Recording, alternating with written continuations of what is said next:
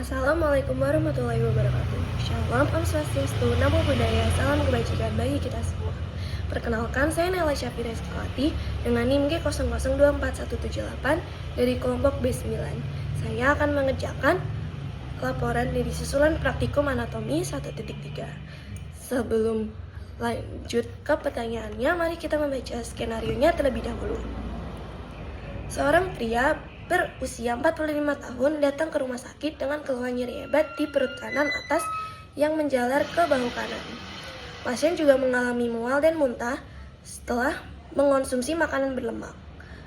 Pemeriksaan fisik menunjukkan nyeri tekan pada daerah hipokondrium kanan, dan pemeriksaan ultrasonografi menunjukkan adanya batu di kantong empedu atau kolesistolitiasis. Untuk pertanyaannya, sebutkan organ-organ aksesori yang terlibat dalam sistem pencernaan manusia serta fungsinya secara umum. Lalu jelaskan peran hati dan kantong empedu dalam proses pencernaan lemak. Serta jelaskan jalur aliran empedu mulai dari hati hingga mencapai duodenum serta struktur anatomi yang berperan dalam mengatur alirannya. Baik, untuk pertanyaan pertama, sebutkan organ-organ aksesori yang terlibat dalam sistem pencernaan manusia serta fungsinya secara umum. Organ-organ aksesori dalam sistem pencernaan manusia memainkan peran penting dalam proses pencernaan makanan. Nah, untuk organ aksesori itu yang pertama ada gigi, yang berfungsi untuk memecah makanan secara mekanis menjadi potongan-potongan kecil agar lebih mudah dicerna. Lalu ada organ lidah, yang membantu dalam proses menelan dan mengaduk makanan, serta mengandung kelenjar ludah yang memproduksi air liur untuk memulai pencernaan kimiawi. Lalu ada kelenjar air liur atau saliva, yang menghasilkan air liur yang mengandung enzim amilase yang berfungsi untuk memecah karbohidrat menjadi gula sederhana. Air liur juga membantu melembabkan makanan untuk memudahkan proses menelan. Lalu ada hati yang memproduksi empedu yang diperlukan untuk mencerna lemak. Hati juga berfungsi untuk memproses nutrisi yang diserap dari usus halus dan membersihkan darah dari zat-zat yang berbahaya. Lalu ada kantong empedu yang menyimpan dan mengonsentrasikan empedu yang diproduksi oleh hati.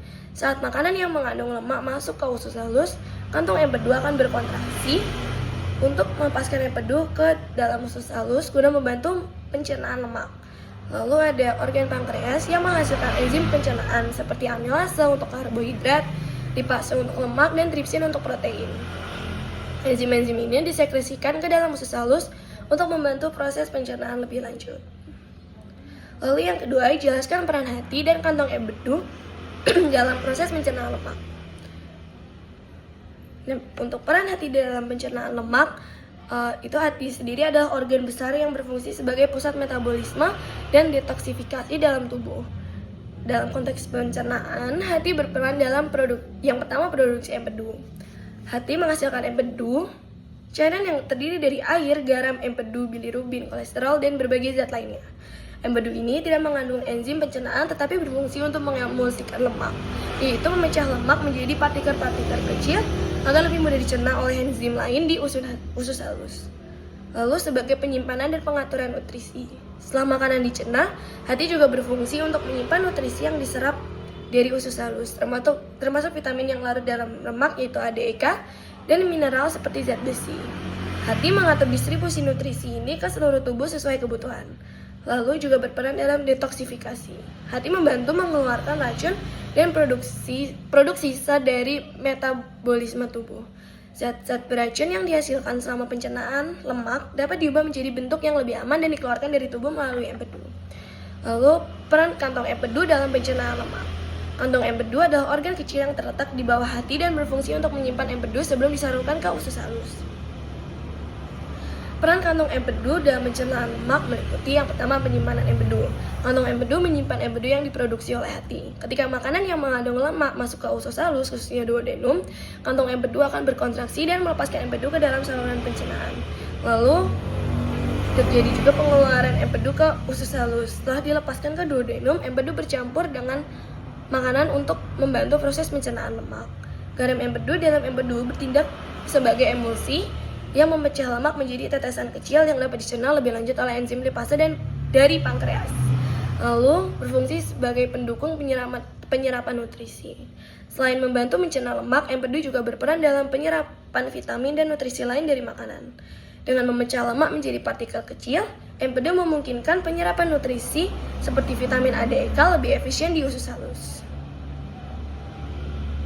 Secara keseluruhan, hati dan kantong empedu bekerja sama untuk memastikan bahwa lemak dari makanan dapat dicerna dengan baik dan nutrisi dapat diserap secara efektif oleh tubuh. Lalu, jelaskan jalur aliran empedu mulai dari hati hingga mencapai duodenum, serta struktur anatomi yang berperan dalam mengatur alirannya.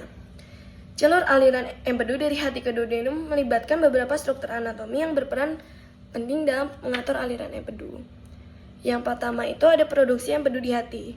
Empedu diproduksi oleh sel-sel hati atau hepatosit dan disekresikan ke dalam sistem saluran empedu kecil yang terdapat di dalam hati.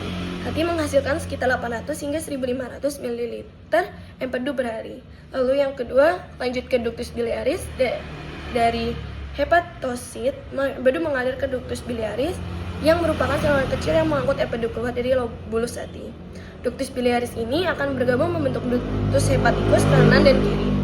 Lalu lanjut ke ductus hepatik. Ductus hepaticus kanan dan kiri bergabung untuk membentuk ductus hepaticus umum yang membawa empedu keluar dari hati. Ductus ini terletak di tepi bawah hati dan berfungsi sebagai saluran utama untuk mengeluarkan empedu.